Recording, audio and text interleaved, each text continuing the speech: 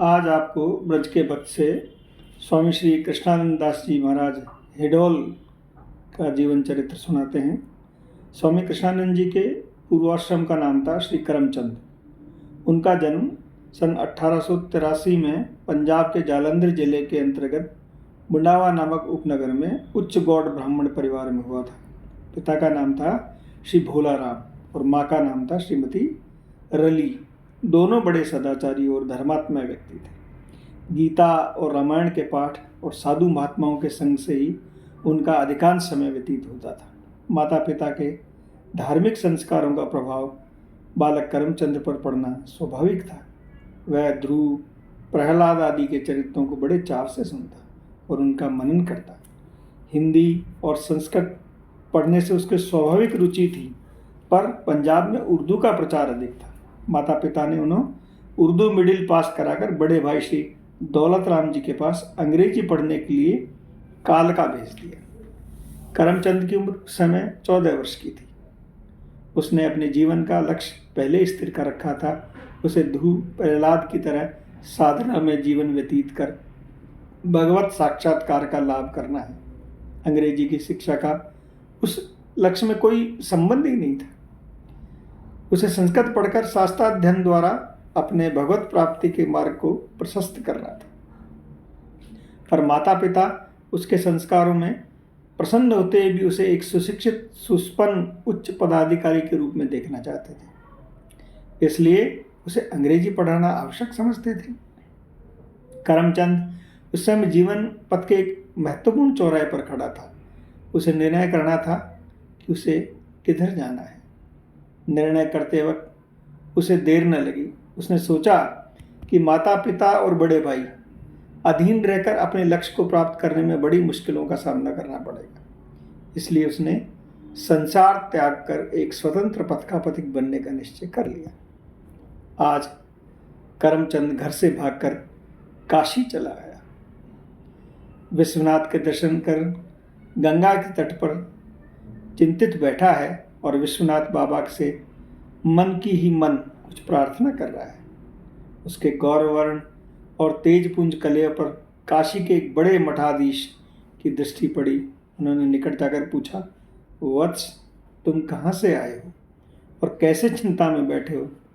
करमचंद ने अपना सब वृतांत कह सुनाया, साथ ही विद्याधन और संन्यास ग्रहण करने का अपने निश्चय लक्ष्य प्रकट किया। मठाधिपति ऐसे ही एक नवयुवक खोज में थे।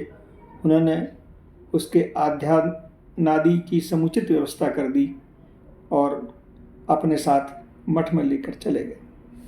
10 वर्ष तक करमचंद उस मठ में रहकर संस्कृत, व्याकरण, न्याय, मीमांसा और शांकर वेदांत का अध्ययन किया। इसी बीच संन्यास की दीक्षा भी ग्रहण कर ली। नाम हुआ श्री कृष्णानंद। श्री कृष्णानंद। स्वामी कृष्णानंद जी को मठाधिपति ने मठ का सारा भार सौंप देने के पहले ही निश्चय कर रखा था और उन्हें गद्दी पर बैठा लेने के लिए एक शुभ तिथि की प्रतीक्षा कर रहे थे। स्वामी कृष्णानंद जी अब अपना जीवन एक और चौराहे पर आ खड़ा हुआ देख उन्हें निश्चय करना था कि उन्हें मठाधीश का वैभवपूर्ण जीवन व्यतीत करना है या हाथी, घोड़े, नौकर चाकर, सोने चांदी के छत्र सिंहासन और विलासता की अन्य सामग्री का भोग करना है या विरक्त सन्यासी कंटकाकीर्ण पथ का अवलंबन करना है। मठाधीश का वैभव उन्हें अपने निर्दिष्ट पथ से विचलित करने में असमर्थ था और वे एक धर्म संकट में पड़ गए थे। जिस मठाधिपति ने उनके लिए इतना कुछ किया, उन्हें अपना भार सौंप देने के उद्देश्य से उनकी सारी आशाओं पर वे सहसा पानी कैसे फेर देते। एक दिन यही सोचते सोचते उन्हें झपकी लग गई। अनिद्रित अवस्था में उन्होंने देखा कि एक सुंदर गौरवर्ण बालक उनसे कह रहा है, यदि तुम अपना कल्याण चाहते हो तो उस स्थान को छोड़कर चले जाओ। दूसरे दिन प्रातः वे दंड कमंडल और खड़न खाद्य नामक ग्रंथ लेकर मठ से निकल पड़े। गंगा स्नान कर श्री विश्वनाथ जी के दर्शन किए और गंगा के किनारे किनारे पश्चिम की ओर चल दी। 2.5 साल तक गंगा भ्रमण करते रहे। दिन में एक बार किसी गांव में भिक्षा कर लेते और यदि गांव मार्ग में न पड़ता तो गंगा जल पीकर ही रह जाते। अधिकतर मौन धारण कर रहे थे। आवश्यकता अनुसार किसी थोड़ा बहुत आलाप करते। इस बीच उन्हें यथासंभव साधु संग भी किया। जिसने जो बताया उसके अनुसार ध्यान, प्राणायाम आदि शांति लाभ करने की चेष्टा की, पर उन्हें वास्तविक शांति न मिली। अंत में चलते चलते वे अनूप शहर पहुँचे, जहाँ गंगा किनारे नाव में श्री अच्युत मुनि रहते थे। वे एक विद्वान और अनुभवी महात्मा थे। उनके दर्शन और उपदेश से उन्हें बहुत कुछ शांति मिली। उन्होंने उन्हें भावुक और रसिक जान ब्रज में रहकर भजन करने का उपदेश दिया। कृष्णानंद जी वृंदावन पहुंच गए। वहां रास बिहारी की रासलीला देख एकाएक उनका काया पलट हो गया। उनका वह ज्ञान जैसे ही विलीन होया, जैसे सूर्य के प्रकाश में दीपक का प्रकाश विलीन हो जाता है।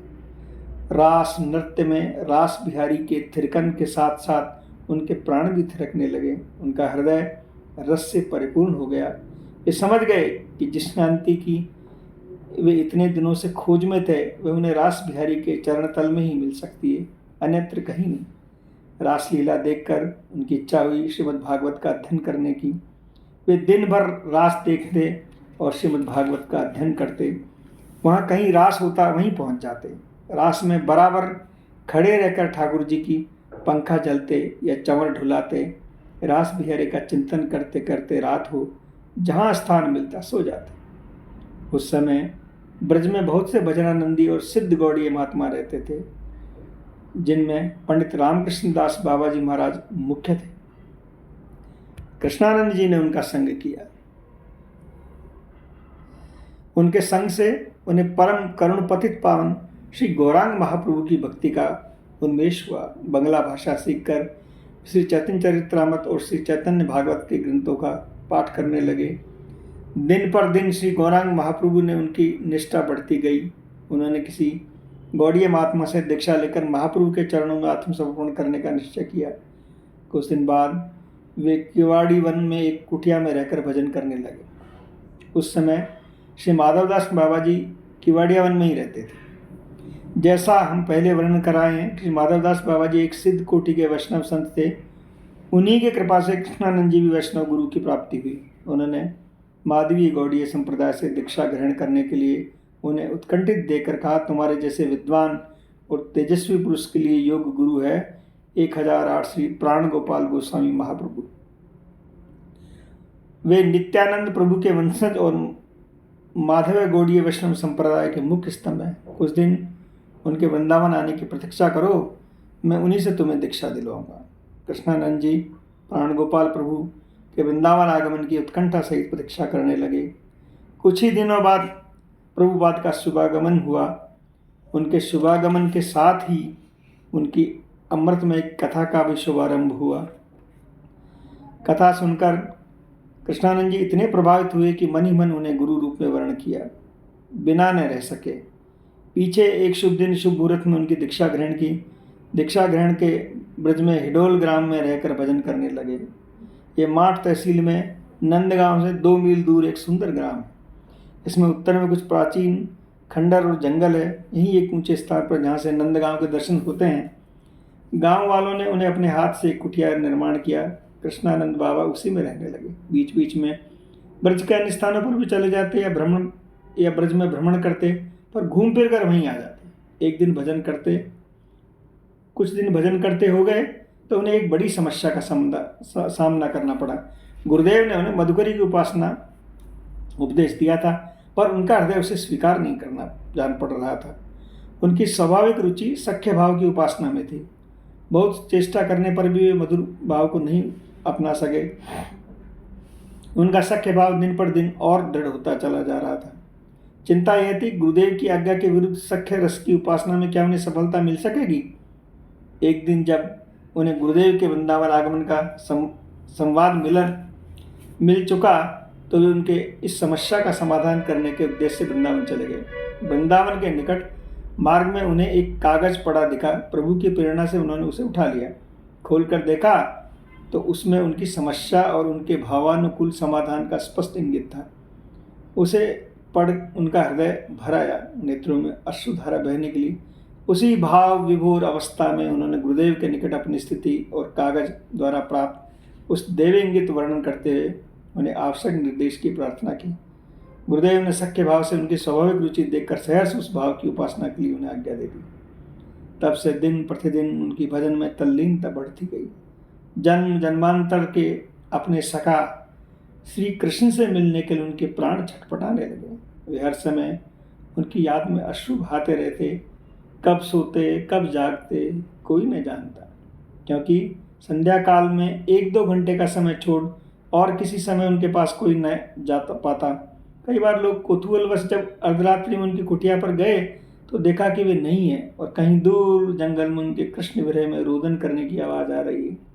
एक बार उन्हें एक अन्य भक्त श्री रामचरण दास ने उन्हें आवाज़ का अनुसरण करते हुए जंगल में प्रवेश किया तो देखा कि अपने दोनों हाथों में एक वृक्ष की डाल पकड़कर गदगद कंठ से एक श्लोक गा रहे हैं, अर्थात हे माता यशोदा, मैं दीन भाव से तुमसे प्रार्थना करता हूँ, मुझे श्याम सुंदर के साथ गोचारण की आज्ञा दीजिए। इस प्रकार से उनकी दिव्योन्माद की अवस्थाएं कई वर्ष रही।